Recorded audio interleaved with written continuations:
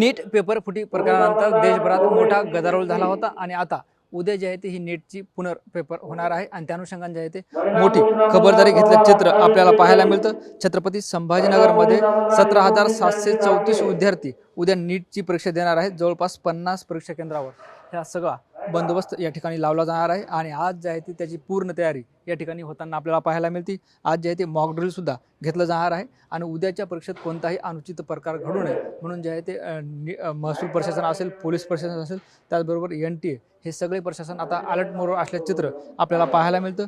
उद्याच्या परीक्षेसाठी छत्रपती संभाजीनगरमध्ये 12 उपजिल्हाधिकारी तसेच तहसीलदार व इतर पोलीस अधिकारी सुद्धा मोठ्या प्रमाणात नियुक्ती करण्यात आली आणि उद्याची परीक्षा जी आहे ते सुरळीत आणि पारदर्शक पार पडावी यासाठी जे आहे ते पोलीस प्रशासनाच्या वतीनं ही सगळी तयारी या ठिकाणी आपण पाहतोय। सगळ्या पोलीस अधिकारी या ठिकाणी पोलीस अधिकारी कर्मचारी यांना सूचना देताना या ठिकाणी आपल्याला पाहायला मिळतात आणि उद्याची परीक्षा जी आहे ते पारदर्शक होण्यासाठी पोलीस प्रशासन ॲक्शन मोडवर असल्याचे दिसतंय आणि जे आहे ते आज या नीट परीक्षेसंदर्भात प्रत्यक्ष मॉक ड्रिल सुद्धा घेतली जाणार आहे। कॅमेरा पर्सन अमित आडेसह ज्ञानेश्वर लोंढे, TV9 मराठी, छत्रपती संभाजीनगर।